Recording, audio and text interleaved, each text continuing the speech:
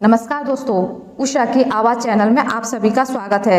हमारी आज की कहानी है व्यर्थ की तकरार। अमन और अनन्या दोनों एक दूसरे से बहुत प्यार करते थे। पढ़ाई पूरी होने के बाद दोनों ने अपने अपने घर वालों से इस बारे में बात करने का सोचा था। अनन्या को जॉब करने में कोई रुचि नहीं थी, वह होम मेकर ही बनना चाहती थी। कॉलेज में वह शार्प माइंड और हाजिर जवाबी के लिए मशहूर थी। अमन को भी उसकी हाजिर जवाबी बहुत अच्छी लगती थी। अमन अपने पापा का बिजनेस संभालना चाहता था। उनका फ्लोर टाइल्स का बहुत बड़ा व्यापार था।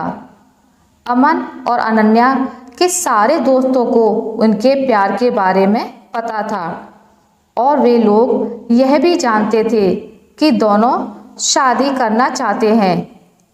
एक बार सारे दोस्त मिलकर घूमने गए। वापसी में शाम के समय सड़क के किनारे एक गधा खड़ा था। उसे देखते ही अमन को मजाक सूझा। उसने कहा, देखो अनन्या, तुम्हारा रिश्तेदार खड़ा है।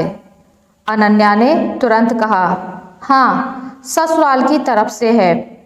अमन और बाकी सब दोस्त खूब हंसे। अमन ने बुरा नहीं माना क्योंकि मजाक की शुरुआत उसी ने की थी। ऐसे ही कभी कभी मजाक, फिर बहस और फिर कभी कभी तकरार हो जाती थी, लेकिन थोड़ी देर बाद सब कुछ नॉर्मल हो जाता था। पढ़ाई खत्म होने के बाद दोनों ने अपने परिवार में एक दूसरे के बारे में बताया। दोनों परिवार वालों ने बच्चों को देखकर उनसे बातचीत करके शादी के लिए हामी भर दी। पहले धूमधाम से सगाई हुई और फिर शादी। अमन की एक छोटी बहन काव्या भी थी। अनन्या जैसी सुंदर भाभी पाकर वह भी बहुत खुश थी। घर गृहस्थी सुखपूर्वक चलने लगी। अमन के माता पिता भी बहुत खुश थे। बस उन्हें एक ही बात थोड़ी खलती थी कि जब कभी किसी बात पर बहस होती थी तो अनन्या चुप नहीं रहती थी, अपनी बात को सही साबित करके ही रहती थी। कई बार उसकी बात गलत भी होती थी, पर वह अपने पक्ष को मजबूत करने में लगी रहती थी। एक बार राजनीति के समाचार सुनकर इसी तरह बहस छिड़ गई।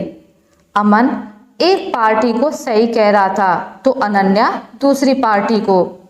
इसी बात पर दोनों लड़ पड़े। पापा जी को यह बिल्कुल अच्छा नहीं लगा।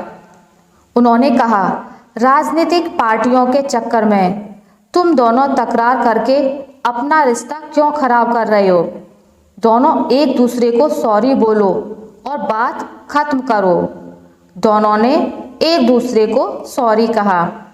इसी तरह एक बार सास बहू वाला सीरियल चल रहा था जो कि लोगों को बहुत पसंद था।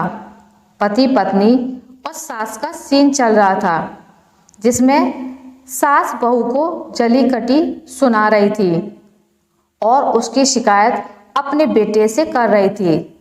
बेटे को लगता है कि माँ सही कह रही है। इसी सीन को लेकर अमन और अनन्या में बहस शुरू हो जाती है। अमन सीरियल के हीरो का पक्ष लेकर माँ को सही कह रहा था और अनन्या कह रही थी कि सीरियल वाली सास चाल चल रही है और वह गलत है, बहू सच्ची और सही है। बहस ने बढ़ते बढ़ते तकरार का रूप ले लिया। घर वालों ने बहुत समझाया कि तुम क्यों इस सीन को लेकर लड़ रहे हो, इसे मनोरंजन की तरह देखो और भूल जाओ। लेकिन दोनों में से कोई चुप नहीं हो रहा था। अनन्या बोली, मम्मी जी, सारे मर्द एक जैसे ही होते हैं, इनको पत्नियां ही गलत नजर आती हैं। अमन यह सुनकर चिढ़ गया और बोला, आखिर मैंने ऐसा क्या कह दिया जो तुम मुझे सारे मर्दों जैसा कह रही हो? दोनों एक दूसरे को ताने मार रहे थे। आखिरकार अमन नाराज होकर ऊपर वाले कमरे में चला गया। 11 साढ़े 11 बजे तक वह डिनर करने के लिए नीचे नहीं आया। अनन्या की सास ने कहा, जाओ अनन्या, अमन को बुला लाओ। अनन्या ने कहा, खुद नाराज होकर गया है, खुद ही आएगा, मैं क्यों जाऊं बुलाने। अमन को बुलाने काव्या ऊपर गई, परंतु अमन अपने कमरे में नहीं था। उसने चारों तरफ देखा, लेकिन वह कहीं भी नजर नहीं आया। काव्या घबराकर जोर जोर से पुकारने लगी। काव्या की आवाज़ सुनकर सभी लोग ऊपर आए, पर अमन का कुछ पता नहीं था। उसके बाद सभी लोगों ने आसपास सब जगह पूछताछ की, पर अमन का कहीं भी पता नहीं चल रहा था। इतनी रात गए, अमन कहाँ गया होगा, यह सोच सोचकर ही सबकी हालत खराब हो रही थी। तभी अचानक अमन के पापा का फ़ोन बजा। उधर से आवाज़ आई कि आपका बेटा हॉस्पिटल में एडमिट है। यह सुनकर सभी घर वाले घबरा गए और भागकर अस्पताल पहुँचे। वहाँ जाकर अमन की हालत देखी तो अनन्या को अपने किए पर बहुत पछतावा हो रहा था। जब अमन को होश आया तो उसने बताया कि मैं अपनी गलती मानकर सबको सॉरी बोलने नीचे आ रहा था। तभी मैंने अनन्या की आवाज़ सुनी, मैं बुलाने क्यों जाऊं? नाराज होकर खुद गया है, खुद ही आएगा। इतना सुनते ही मेरा पारा फिर से हाई हो गया और मैं गुस्से में घर से बाहर निकल आया। अनन्या की कही हुई बातें मेरे दिमाग में चल रही थी और मैं सड़क के बीच में चला जा रहा था। अचानक से एक कार से मेरी टक्कर हो गई। उसके बाद मुझे किसने हॉस्पिटल में पहुंचाया मुझे नहीं पता। अनन्या ने अमन को और पूरे परिवार को सॉरी बोला। दोनों ने कहा, अब हम कभी बहस और व्यर्थ की तकरार नहीं करेंगे। और हमें लगा कि फिर ऐसा हो रहा है तो बात को वहीं ख़त्म कर देंगे।